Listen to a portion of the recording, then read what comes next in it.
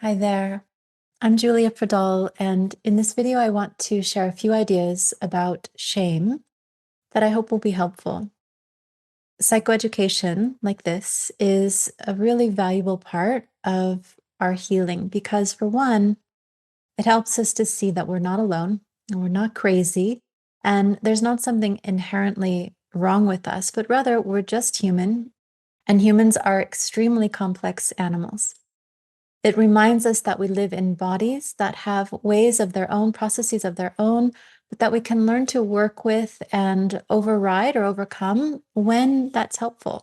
Psychoeducation also allows us to move beyond confusion and self-blame, as well as beyond the judgment of others, so we can all begin to heal. So we can end generational trauma and grow into humans and societies with a deep love and compassion for ourselves and each other and the world.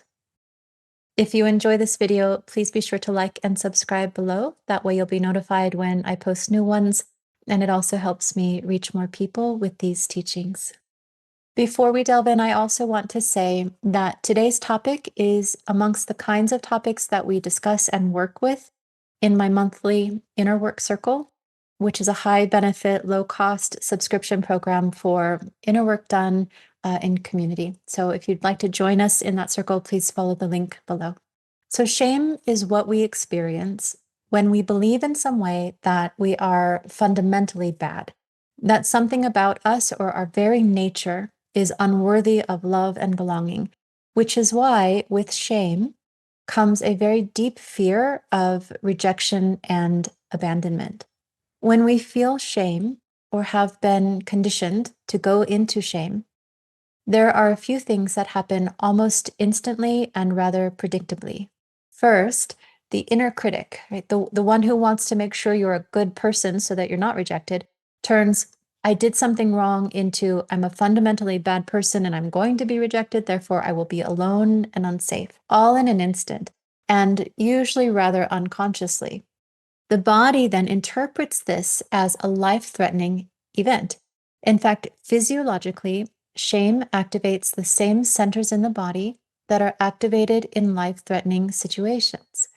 The body's response to shame, as it is with many other perceived life threats, is to enter a shutdown state, just like a little animal who freezes when it's in the jaws of a predator. It's important to understand that response and the subsequent responses that I'm going to share with you in a moment are physiological. They impact our behavior, the words we speak and the actions we take or don't take, but the underlying driver is actually physiological. So as we begin to enter this physiological shutdown state of shame, it becomes very difficult to think clearly. There are regions of the brain that literally start to disconnect or shut down.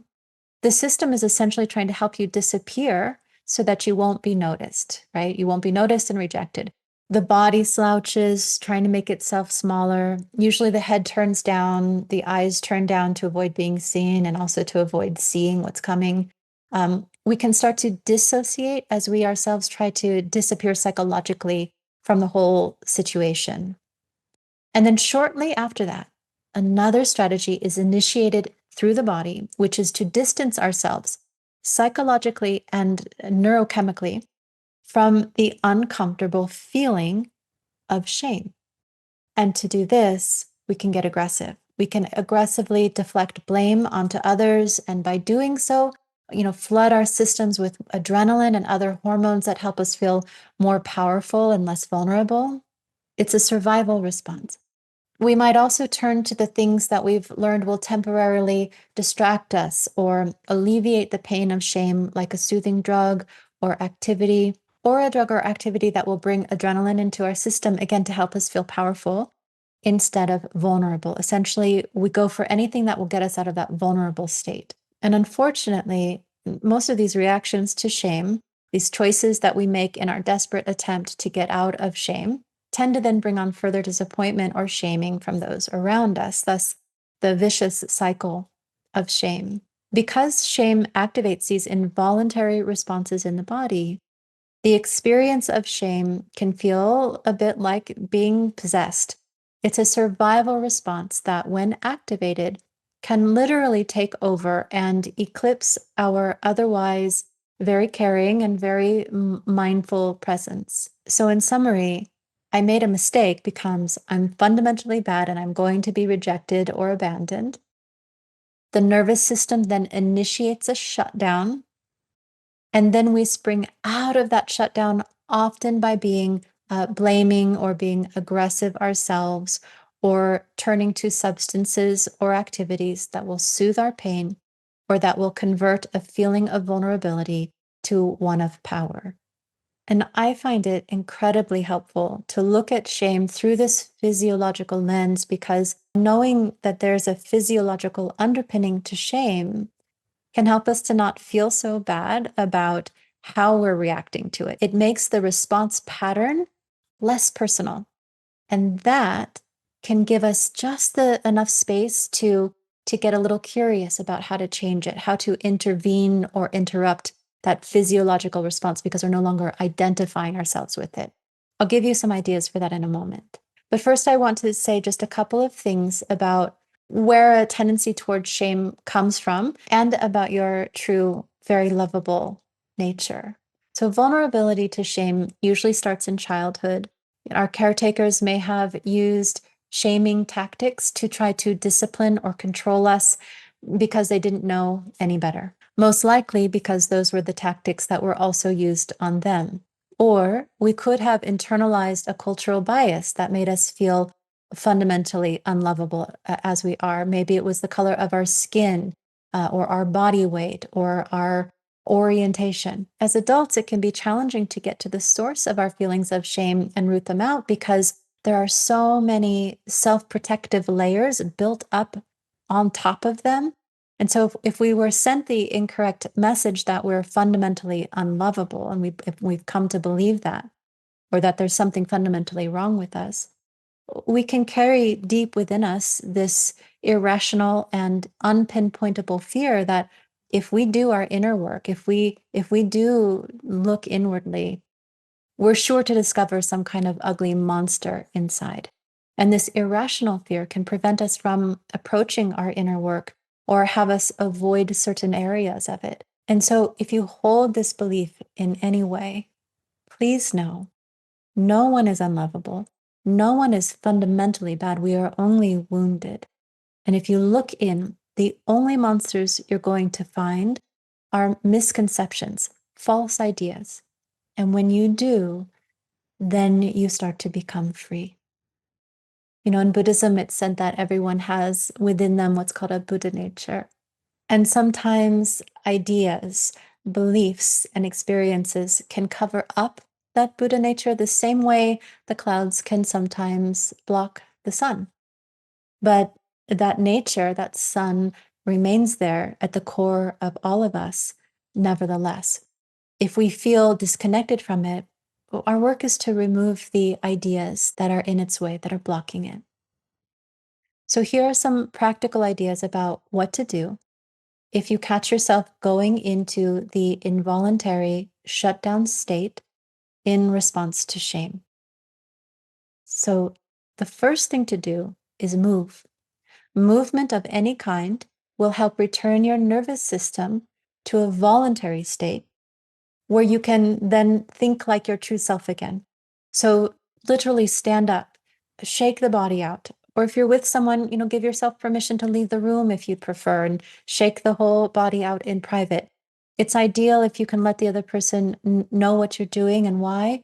But what's most important is that you move, you get into movement, so you can get out of the involuntary shutdown state of the nervous system.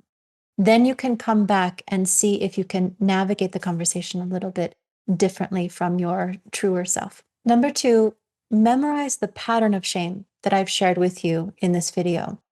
Understand what shame's shutdown state looks like and why it's happening. And understand that shortly after the shutdown state, your system is going to try to spring out of that state in some of the ways that I described. After you watch this video, you might write down a summary of the physiological shame response that I shared with you. Writing it down will help you internalize it and remember it. And the better you know the pattern, the more likely you are to recognize it, to catch yourself in the moment and do something in that moment to break free, to change the pattern. You may not manage to break free of it every time right away, but breaking free of it, breaking the pattern just one time will make it much easier and more likely that you'll be able to interrupt the pattern again the next time. You will have learned that you have the power to get yourself out of that nervous system automatic shutdown. And then number 3, again, please remember that no one is fundamentally bad. We are all products of our environment and of our conditioning. If you are making mistakes, or if you are making bad choices or choices you aren't proud of, those choices can be changed. They are not your essence. In fact, consider this. If we feel shame, it's because we care. It means we care to be a good person. We want to be a good person. A bad person does not care to be a good person and would therefore not even feel shame. And then lastly, if it's accessible, some form of therapy or inner work can be extremely helpful with shame in particular. It can not only help you see your shame patterns and give you tools to start interrupting those patterns, but it will help you unmoor from the false stories that you have been believing, the untrue things you've been believing about yourself. I can help with that, and there are, of course, many others who can help with that. There's a link to my private inner work practice below, should you wish to learn more about that. So I hope that's helpful. I would love to read your comments below, so please do feel free to comment.